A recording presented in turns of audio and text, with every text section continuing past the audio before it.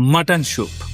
আগে হ্যাঁ, আজকে আমি আপনাদের এমন একটা অদ্ভুত কেসের ব্যাপারে বলবো যেখানে এক বাটি সামান্য মাটন স্যুপ এমন একটা ষড়যন্ত্রের পর্দাফাশ করে দিয়েছিল যা এর আগে না কেউ কোনোদিন শুনেছে না কেউ কোনোদিন করেছে। এমন এক ভয়ঙ্কর মাস্টার প্ল্যান যেটাকে সাকসেসফুল করার জন্য এক অপরাধী নিজের মুখে ঢেলে জ্বালিয়ে দিতেও দুবার ভাবেনি। শুধু তাই নয়, সত্যি ঘটনা থেকে ইন্সপায়ার হয়ে সিনেমা তৈরির কথা তো আপনারা অনেকেই শুনেছেন। আমার এই চ্যানেলেই এরকম অনেক কেস আছে যেগুলো থেকে ইন্সপায়ার হয়ে এক বা একাধিক সিনেমা এবং ওয়েব সিরিজ তৈরি হয়েছে। কিন্তু সিনেমা থেকে ইন্সপায়ার হয়ে সত্যি সত্যি কোনো অপরাধ করার কথা কখনো শুনেছেন? আগে হ্যাঁ, আল্লু অর্জুন এবং রামচরণ অভিনীত একটা তেলেগু সিনেমা থেকে ইন্সপায়ার হয়ে এক অপরাধী এমন এক প্ল্যান বানিয়েছিল, যদি এই মাটন স্যুপ না থাকতো তাহলে হয়তো এই অপরাধী কোনোদিন ধরাই পড়তো না। আর তাই আমাদের আজকের কেসে এই মাটন স্যুপ শুধুমাত্র একটা সাধারণ খাবার নয়, বরং একটা জলজ্যান্ত চরিত্র। এমন একটা চরিত্র যার হাত ধরেই বেরিয়ে এসেছিল এই ষড়যন্ত্রের পেছনে লুকিয়ে থাকা আসল সত্যি। নমস্কার, আমি অপূর্ব, আর আমাদের আজকের case the case of killer soup. কিন্তু ভিডিও শুরু করার আগে আমি সবসময়ের মতো আরও একবার হাত জোর করে বলছি, আমরা অলরেডি ৭৫,০০০ মানুষের একটা বিরাট বড় পরিবার হয়ে গেছি। আর মাত্র ২০-২৫,০০০ সাবস্ক্রাইবার হলেই এই যে পেছনের দেয়ালটা দেখতে পাচ্ছেন, সেখানে একটা প্লে বাটন, একটা সিলভার প্লে বাটন চলে আসবে। আপনারাই বলুন, আপনারা দেখতে চান না এই পেছনের দেয়ালটায় একটা সিলভার প্লে বাটন জল করুক? দেখতে চাইলে প্লিজ এবার অন্তত সাবস্ক্রাইব বাটনটা টিপে দিন। আমাদের ডেটা বলছে আমাদের 90% অডিয়েন্স আমাদের সাবস্ক্রাইব না করেই নিয়মিত আমাদের ভিডিও দেখে যাচ্ছে। এরকমটা প্লিজ করবেন না। এমনিতেই চ্যানেলে একটা ওয়ার্নিং এসছে, অনেকের কাছে আমাদের ভিডিও পৌঁছাচ্ছে না। তো এই অবস্থায় যদি আপনারা সাবস্ক্রাইবও না করেন তাহলে কিন্তু খুব ডিমোটিভেটেড হয়ে যাব। তাই প্লিজ আমাদের ভিডিও যদি আপনাদের ভালো লেগে থাকে এবং আমাদের ভিডিও যদি আপনি নিয়মিত দেখে থাকেন, তাও চ্যানেলটাকে সাবস্ক্রাইব না করে থাকেন, তাহলে প্লিজ সাবস্ক্রাইব করে দেবেন, কেমন? তাহলে চলুন ভিডিও শুরু করা যাক। ২৭ নভেম্বর ২০১৭ তেলেঙ্গানার নগরকুলনুরের একটা প্রাইভেট হাসপাতালে হঠাৎ করে এক মহিলা এসে উপস্থিত হন। মহিলার চোখে মুখে আতঙ্ক, কপালে ঘাম, আর সঙ্গে খুব বাজেভাবে আহত ওনার হাজব্যান্ড। মহিলার নাম জিজ্ঞেস করে জানা যায় ওনার নাম স্বাতি, আর ওনার হাজব্যান্ডের নাম সুধাকর রেড্ডি। তো স্বাতিকে এরকম অবস্থায় দেখে হাসপাতালের স্টাফরা জিজ্ঞেস করেন কি হয়েছে। এর উত্তরে হাঁপাতে হাঁপাতে স্বাতি জানায় রাস্তা দিয়ে যাওয়ার সময় কেউ বা কারা তার স্বামীর উপর অ্যাসিড দিয়ে হামলা করেছে, যার ফলে ওনার স্বামীর মুখ রীতিমতো জ্বলে গেছে। আর এই কথাটা শোনা মাত্রই সাথে সাথে সুধাকরকে নিয়ে যাওয়া হয় হাসপাতালের ইমার্জেন্সি ওয়ার্ডে। সাথে সাথে শুরু হয় চিকিৎসা এবং খবর দেওয়া হয় সুধাকরের বাড়ির বাকি লোকেদের। সুধাকর রেড্ডি তেলেঙ্গানার নগরকুলনুরে জেলারই বাসিন্দা। সুধাকর পেশায় একজন ব্যবসায়ী আর স্বাতি পেশায় একজন নার্স। ২০১৪ সালে স্বাতির সাথে বিয়ে হয়েছিল সুধাকরের। তাদের একটা ছেলে এবং এক মেয়েও রয়েছে। তো নিজেদের স্ত্রী সন্তানদের নিয়ে বেশ ভালোই কাটছিল সুধাকরের। এমনকি সুধাকরের কাজের দিক থেকেও সেরকম কোনো শত্রু ছিল না বললেই চলে। তাই সুধাকরের বাড়ির লোকজন হাসপাতালে পৌঁছে কিছুতেই এটা বুঝে উঠতে পারছিল না যে তাদের ছেলের উপর এই ধরনের হামলা কে করেছে বা কে করতে পারে। যাই হোক, সুধাকরের ভাগ্য খুব ভালো, ইনস্ট্যান্টলি মেডিকেল সাপোর্ট পেয়ে যাওয়ায় কয়েকদিনের মধ্যেই সুধাকরের শরীর অনেকটা সুস্থ হয়ে ওঠে। কিন্তু আফসোস, তার চেহারা পুরোপুরি জ্বলে গেছে। তখন ডাক্তাররা সাজেস্ট করে এই চেহারা ঠিক করতে গেলে প্লাস্টিক সার্জারি ছাড়া আর কোনো উপায় নেই। এবং আমরা সবাই জানি প্লাস্টিক সার্জারি একটা বেশ খরচ সাপেক্ষ ট্রিটমেন্ট। কিন্তু যেহেতু সুধাকরের ব্যবসা বেশ ভালোই চলছিল, তাই এই খরচটা করতে তাদের খুব একটা অসুবিধা হয়নি। তো শুরু হলো সার্জারি।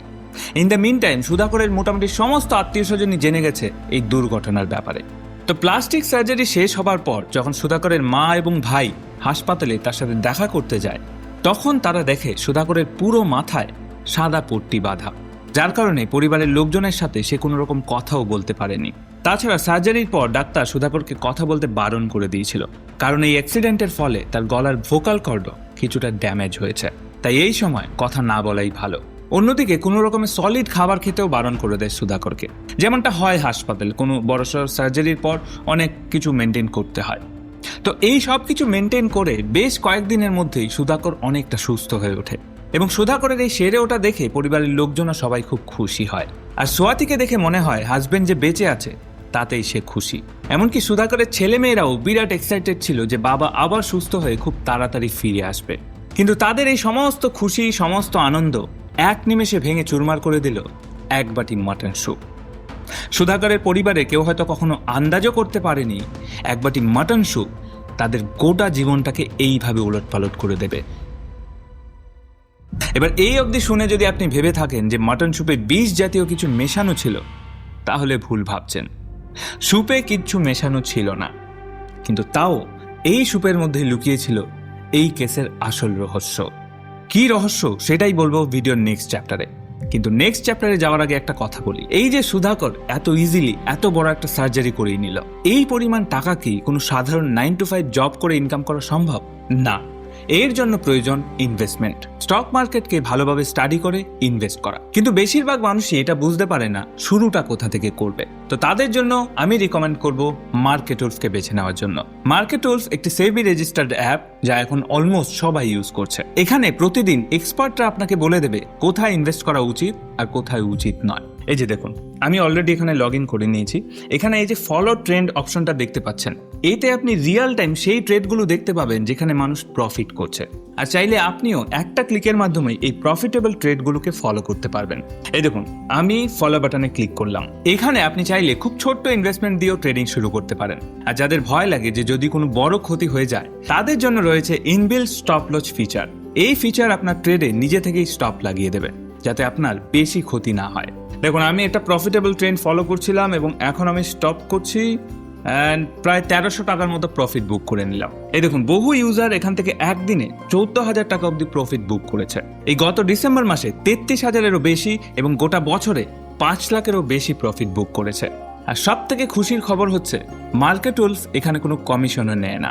এই পুরো সুযোগ সুবিধাটা আপনি পাবেন মাত্র 99 রুপিসের একটা লাইফ টাইম ফি দিয়ে, আর ব্যবহার করতে পারবেন সকাল 9টা থেকে রাত 12টা পর্যন্ত। এই মুহূর্তে মার্কেটুলস অ্যাপ 2 মিলিয়নেরও বেশি ডাউনলোড হয়ে গেছে। লিংক ভিডিওর ডেসক্রিপশনে এবং পিন কমেন্টে দেওয়া রইল, আপনি চাইলে এক্ষুনি গিয়ে চেক আউট করতে পারেন মার্কেটুলস। যাই হোক, এবার ফিরে যাক ভিডিওর নেক্সট চ্যাপ্টারে। তো সুধাকর সুস্থ হয়ে ওঠার পর সুধাকরের রিকভারি দেখে ডাক্তার তাকে বাড়ির খাবার খাওয়ার পারমিশন দিয়ে দেয়, কিন্তু জানিয়ে দেয় খুব বেশি সলিড খাবার এই মুহূর্তে না দেওয়াই ভালো। যাই হোক, তো এই খাবার দেওয়ার পারমিশন দেওয়াতে সুধাকরের মা একদিন সুধাকরের জন্য এক বাটি মাটন স্যুপ বানিয়ে হাসপাতালে নিয়ে যায়। মাটন স্যুপ সুধাকরের খুবই প্রিয় একটা খাবার। এই স্যুপ খাওয়ার জন্য ওর ভাইয়ের সাথে রীতিমতো মারপিট করত সুধাকর, কিন্তু এইবারে তার মায়ের হাতের বানানো প্রিয় মাটন স্যুপ সে খেলো না। শুধু খেলো না বললে ভুলই হবে, বলা ভালো ছুঁয়েও দেখলো না। আর এই বিষয়টা দেখে একটা অদ্ভুত সন্দেহ জন্মায় সুধাকরের ভাই সুরিন্দরের মনে। এবং এটা কিন্তু প্রথমবার ছিল না যখন সুরিন্দরের তার দাদার উপর সন্দেহ হচ্ছিল। এর আগেও তার দাদার কথা বলা, পরিবারের অনেক মানুষকে ঠিকভাবে চিনতে না পারা, এমনকি হাঁটা চলা, সবকিছু একটু অন্যরকম লাগছিল সুরিন্দরের। হ্যাঁ, মানছি এরকম অ্যাক্সিডেন্টের পর মানুষের এরকম অনেক অসুবিধাই হয়, কিন্তু তাই বলে একটা মানুষ তার প্রিয় খাবারকে কখনো রিজেক্ট করে না। বরং এই ধরনের কোনো সার্জারি বা কিছুর পর মানুষ তাদের প্রিয় খাবারটাই আরো বেশি বেশি করে খেতে চায়। তো সেই জায়গায় দাঁড়িয়ে সুধাকরের এই মাটন স্যুপ না খাওয়াতে ওর ভাইয়ের সন্দেহটা আর একটু জোরালো হয়ে গেল। কিন্তু সুরিন্দর বুঝে উঠতে পারছিল না এই সন্দেহের কথা সে বলবে কাকে। সুরিন্দর ভাবে তার মা নিশ্চয়ই তার ছেলেকে চিনতে ভুল করছে না, আর সুধাকরের স্ত্রী সোয়াতির তো কোনোভাবেই ভুল করার কথা নয়। যদি কিছু গোলমাল হয়ে থাকে সেটা সোয়াতি সবার আগে টের পেত। অথচ সুরিন্দর দেখে এই অ্যাক্সিডেন্টের পর তার বৌদি আগের থেকে অনেক বেশি যত্ন নিচ্ছে সুধাকরের, এবং নেওয়াটাই স্বাভাবিক। কোনো হাজব্যান্ডের যদি এরকম কোনো দুর্ঘটনা ঘটে তাহলে তার ওয়াইফ তার আরও বেশি করে যত্ন নেবে, এটাই নর্মাল। তাই সুরিন্দর নিজের এই সন্দেহটাকে কেবল নিজের মনের ভ্রম ভেবে উড়িয়ে দিয়েছিল।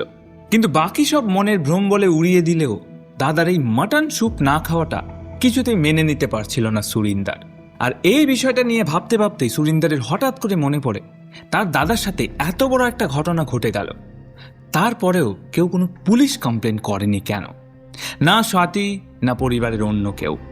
বরং সোয়াতি আর এই ব্যাপারে কাউকে কিছু জানায়নি। কে বা কারা এই কাজ করেছে, কেন করেছে, কিছু জানতেও চায়নি সোয়াতি। যেন নিজের স্বামী বেঁচে আছে এতেই সে খুশি, এর বেশি সে কিচ্ছু চায় না। কিন্তু সোয়াতি জানতে না চাইলেও সুরিন্দর জানতে চায় এবং জানাটা জরুরি।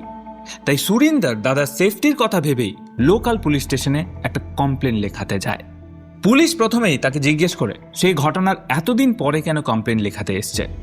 তার উত্তরে সুরিন্দর জানায় সে ভেবেছিল তার বৌদি পুলিশকে বিষয়টা জানাবে, কিন্তু যখন সে দেখলো তার বৌদি ওই দিনের ঘটনা নিয়ে পুলিশ কমপ্লেন তো দূর, কোনো কথা বলতে ইন্টারেস্টেড নয়, তখন সে নিজেই এসছে কমপ্লেন ফাইল করতে।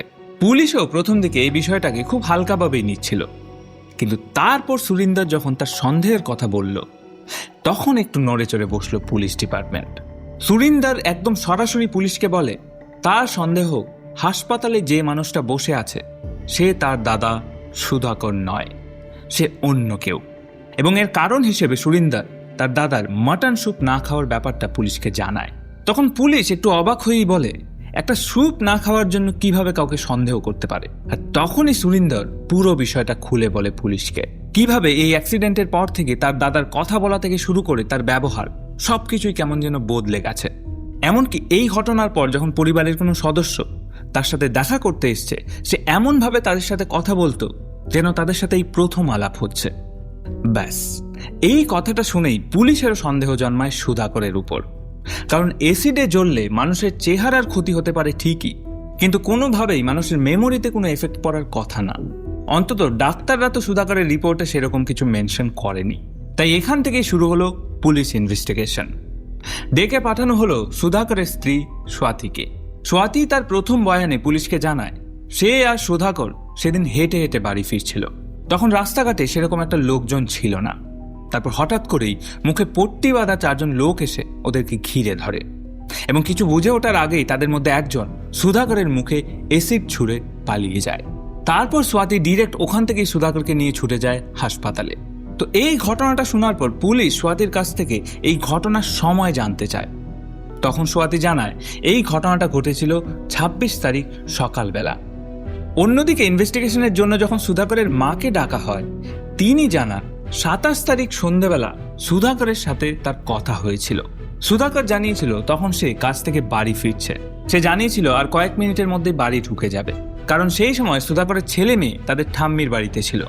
এবং এর পরের দিনই মানে 28 তারিখ সুধাকর তার ছেলে মেয়েকে আনতে যাওয়ার কথা ছিল। কিন্তু পরের দিন যখন সুধাকরের মা তাকে আবার ফোন করে তখন সুধাকর আর ফোন ধরেনি এবং দুপুর 12টার দিকে স্বাতী ওদেরকে ফোন করে সুধাকরের এই অবস্থার কথা জানায়।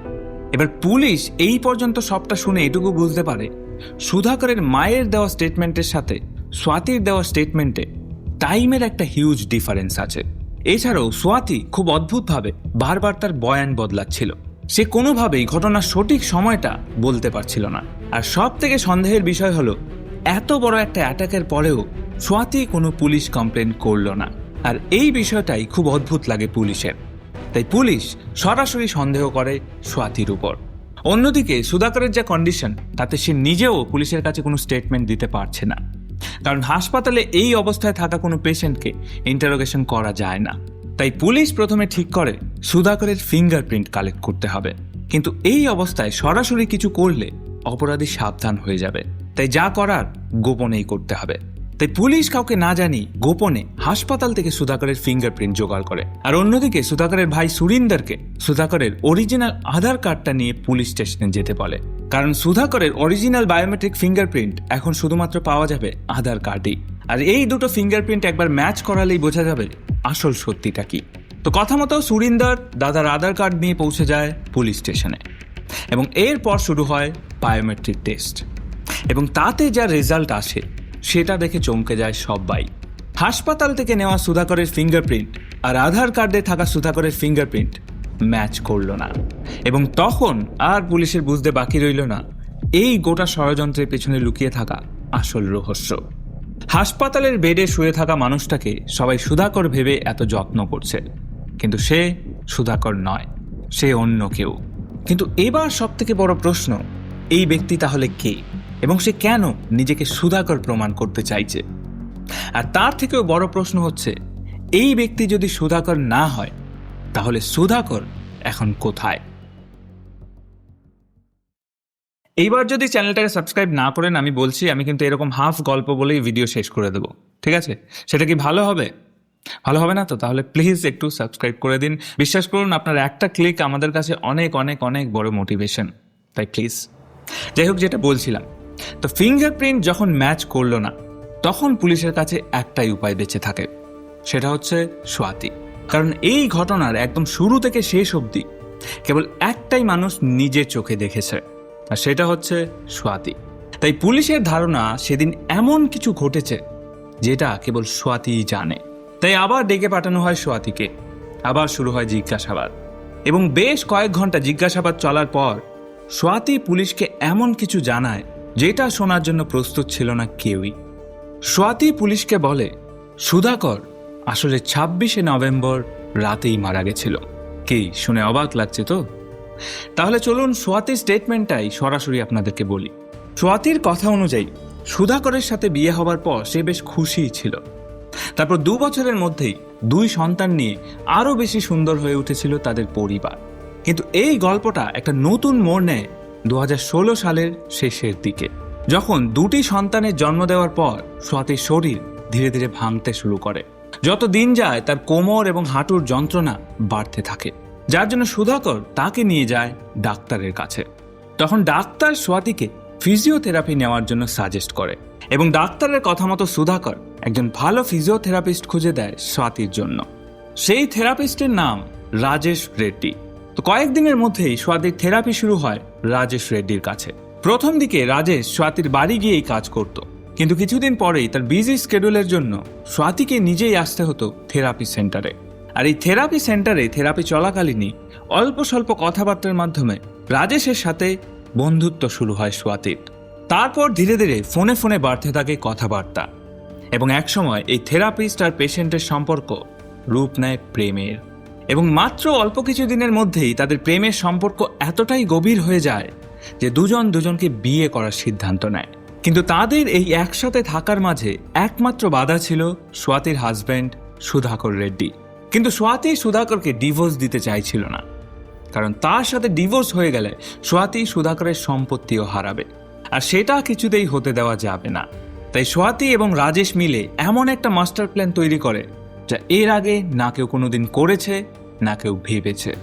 একদিন দুপুরবেলা টিভিতে আল্লু অর্জুন এবং রামচরণ অভিনীত একটা তেলেগু মুভি দেখে তাদের মাথায় একটা ভয়ঙ্কর আইডিয়া আসে। যারা এই মুভিটা দেখেননি তাদের জন্য আমি মুভিটার প্লট সম্পর্কে একটু বলে রাখি, তাহলে এই মার্ডারের প্ল্যানটা বুঝতে একটু সুবিধা হবে। আসলে এই মুভিতে দেখানো হয় বিখ্যাত অভিনেতা রামচরণের চরিত্রটা গুন্ডাদের সাথে মারপিট করতে করতে মারা যায়, আর তখনই একটা অ্যাক্সিডেন্টে আহত হয়ে আল্লু অর্জুনের যে ক্যারেক্টারটা, সেই ক্যারেক্টারটা গিয়ে ভর্তি হয় ওই হাসপাতালে। এবং তখন একজন ডাক্তার আল্লু অর্জুনকে প্লাস্টিক সার্জারির মাধ্যমে রামচরণের মতো দেখতে বানিয়ে দেয়, এবং এরপর আল্লু অর্জুনের চরিত্রটা রামচরণের জায়গায় গিয়ে তার মতো বাঁচতে শুরু করে, এবং ধীরে ধীরে আল্লু অর্জুনের চরিত্রটাই রামচরণের জায়গা নিয়ে নেয়। আর এই স্টোরিটা দেখেই সোয়াতি ভাবে, যদি কোনোভাবে রাজেশকে সুধাকরের জায়গাটা দিয়ে দেওয়া যায়, মানে সিনেমার মতো যদি সবাইকে বিশ্বাস করানো যায় রাজেশই আসলে সুধাকর, তাহলে তাদের আর কোনো সমস্যাই থাকবে না। এরপর সোয়াতি আর রাজেশ মিলে অন্তত 20-25 বার এই সিনেমাটা দেখে, এবং একদম পয়েন্ট টু পয়েন্ট নোট নিয়ে তৈরি করে তাদের এই মাস্টার প্ল্যান। সোয়াতি একটু একটু করে রাজেশকে সুধাকরের মতো করে তৈরি করতে থাকে। একদম ছোট ছোট অভ্যেস থেকে শুরু করে সুধাকরের হাঁটা চলা, সমস্ত কিছু একদম পাই টু পাই শেখাতে শুরু করে সোয়াতি। এবং এইভাবে কয়েক মাস চলার পর যখন রাজেশ সব শিখে পড়ে মোটামুটি তৈরি, তখন তারা পা দেয় তাদের মাস্টার প্ল্যানের দ্বিতীয় ধাপে। আর এই দ্বিতীয় ধাপ হচ্ছে সুধাকরকে সরিয়ে ফেলা। 26শে নভেম্বর 2017 রাতে যখন সুধাকর বাড়ি ফিরে আসে, তখন সেখানে আগে থেকেই উপস্থিত ছিল রাজেশ, এবং সুধাকর বাড়ি ঢোকার সাথে সাথেই একটা ধারালো রড দিয়ে তার মাথায় সজোরে আঘাত করে রাজেশ, এবং সঙ্গে সঙ্গে অজ্ঞান হয়ে মাটিতে লুটিয়ে পড়ে সুধাকর। তারপর মশলা বাটার নোড়া দিয়ে ক্রমাগত আঘাত সুধাকরের মাথায়, এবং সেখানেই সুধাকরের মৃত্যু হয়। তারপর ভোরের দিকে সুধাকরের গাড়িতে করেই মেহবুব নগরের একটা জঙ্গলে নিয়ে যায় সুধাকরের লাশ, এবং সেখানে একটা শুনশান জায়গা দেখে মাটি খুঁড়ে প্রথমে লাশটাকে সেখানে ফেলা হয়। তারপর পরবর্তীতে লাশটা যদি কেউ পেয়েও যায়, তাতেও যাতে শনাক্ত করতে না পারে এটা কার লাশ, সেই জন্য আবার সুধাকরের মুখটা থেকে যায় রাজেশ, এবং সবশেষে সুধাকরের মুখে আগুন লাগানোর কাজ করে সোয়াতি। তারপর ডেডটাকে পুরোপুরি জ্বালিয়ে ফেলার পর মাটি দিয়ে চাপা দিয়ে দেয় এবং দুজনেই আবার ফিরে আসে সুধাকরের বাড়িতে। এবার পালা রাজেশকে সুধাকরের জায়গায় বসানোর। কিন্তু সেটা তো এমনি এমনি পসিবল হবে না, কারণ রাজেশকে তো দেখতে আর সুধাকরের মতো নয়। তাই স্বাতী ঠিক করে রাজেশের মুখটা পুড়িয়ে ফেলতে হবে। কিন্তু রাজেশ তখন ভয় পেয়ে যায়। তারপর স্বাতী অনেক বোঝানোর পর ফাইনালি রাজেশ রাজি হয়ে যায় নিজের মুখে ঢালতে। ভাবতে পারছেন, যে মুখটাকে ভালোবেসে এত কিছু করলো স্বাতী, শেষে সেই মুখটা পুড়িয়ে ফেলতেও তার হাত কাঁপেনি। যাই হোক, তো এরপর সকাল সকাল স্বাতী রাজেশকে নিয়ে ছুটে যায় হাসপাতালে এবং সেখানে গিয়ে রাজেশকে নিজের হাজবেন্ড সুধাকর বলে পরিচয় দিয়ে শুরু হয় ট্রিটমেন্ট। তারপর কি কি হয়েছে সে তো ভিডিওতে আগেই বলেছি। কিন্তু এই গোটা প্ল্যানটায় প্রবলেম ছিল একটাই, স্বাতী আর রাজেশ অনেক দিন ধরে একদম ছোট্ট ছোট্ট ডিটেলস মাথায় রেখে একদম পুঙ্খানুপুঙ্খ একটা ফুল প্রুফ প্ল্যান বানানোর পরেও একটা বড়সড় বিষয় তাদের নজর এড়িয়ে গিয়েছিল। আর সেটা হচ্ছে রাজেশ ছিল ভেগান, মানে নিরামিষ। সে মাছ মাংস কিচ্ছু খেত না। অন্যদিকে সুধাকরের প্রিয় খাবার ছিল মাটন স্যুপ। আর এই মাটন স্যুপ না খাওয়ার জন্যই শেষে গোটা প্ল্যানটা ভেস্তে গেল রাজেশ আর স্বাতীর। জাস্ট একবার ভাবুন, মানুষ খুন করতে তার হাত কাঁপল না, কিন্তু এদিকে ননভেজ খেতে গিয়ে ফেঁসে গেল খুনি। যাই হোক, এরপর 10ই ডিসেম্বর তেলেঙ্গানা পুলিশ গ্রেফতার করে স্বাতীকে এবং এর ঠিক 4 দিন পর মানে 14ই ডিসেম্বর 2017-তে রাজেশকেও গ্রেফতার করে তেলেঙ্গানা পুলিশ এবং 15ই নভেম্বর দুজনকেই নিয়ে যাওয়া হয় কোর্টে। তারপর 14 দিনের জন্য জুডিশিয়াল কাস্টাডিতে রাখা হয় স্বাতীকে। যদিও এর ঠিক 4 মাস পরেই স্বাতী বেল পেয়ে গিয়েছিল, কিন্তু বেল পাওয়ার পরেও তার আর কোনো যাওয়ার জায়গা ছিল না, না সুধাকরের বাড়ি না নিজের বাড়ি। রাজেশ তো তখন নিজেই জেলে। স্বাতীর মা বাবা মেয়ের এই কাণ্ড দেখে নিজের মেয়েকে মৃত ঘোষণা করে স্বাতীর সাথে সমস্ত সম্পর্ক ভেঙে দিয়েছে। এরপর থেকে এই কেসের আর সেরকম কোনো আপডেট পাওয়া যায়নি, তবে এটুকু জানি যে এখনো ফাইনাল জাজমেন্ট আসা বাকি, মানে এই কেসটা এখনো চলছে তেলেঙ্গানা কোর্টে। সবশেষে এই ঘটনাগুলো শোনা বা পড়ার পর একটাই জিনিস ভেবে খুব খারাপ লাগে, মানুষ কি এতটাই সস্তা? হ্যাঁ, হতে পারে একটা মানুষের সাথে দীর্ঘদিন থাকতে থাকতে তাকে ভালো নাই লাগতে পারে বা অন্য কাউকে ভালো বেসে ফেলতেই পারে, সেটা হতেই অনেক কিছুই হতে পারে। কিন্তু সেক্ষেত্রে ডিভোর্সের একটা অপশন রয়েছে, মিউচুয়ালি কথা বলে আলাদা হয়ে যাওয়ার একটা অপশন রয়েছে, চাইলে এরকম হাজার একটা উপায় রয়েছে। কিন্তু একটা মানুষ জাস্ট বিকজ আরেকটা মানুষের সাথে থাকতে চায় না বলে পৃথিবী থেকে সরিয়ে ফেলাটা কি এতই সহজ? যাই হোক, জানি না স্বাতী এবং রাজেশের ঠিক কী শাস্তি হবে, তবে আশা করব দুজনেরই কঠোর থেকে কঠোরতম শাস্তি হোক। তো এই ছিল আজকের ভিডিওটা এই অবধি দেখার জন্য অসংখ্য ধন্যবাদ। এই মুহূর্তে মার্কেটলস অ্যাপ 2 মিলিয়নেরও বেশি ডাউনলোড হয়ে গেছে। লিঙ্ক ভিডিওর ডেসক্রিপশনে এবং পিন কমেন্টে দেওয়া রইল, আপনি চাইলে এক্ষুনি গিয়ে চেক আউট করতে পারেন মার্কেটলস। এবং যারা যারা এখনও সাবস্ক্রাইব করেননি প্লিজ চ্যানেলটাকে সাবস্ক্রাইব করে দেবেন। আমি জানি অনেকবার করে বলছি, আসলে বলতে হয় কারণ আপনারা শুনেও সাবস্ক্রাইব করছেন না। যাই হোক, তো ভিডিওটা কেমন লাগলো এবং এই কেসটা নিয়ে আপনার কি মতামত সেটা অবশ্যই কমেন্ট করে জানাবেন এবং দেখা হচ্ছে অন্য কোনো ভিডিওতে। ততক্ষণ অবধি ভালো থাকবেন, সুস্থ থাকবেন, সাবধানে থাকবেন।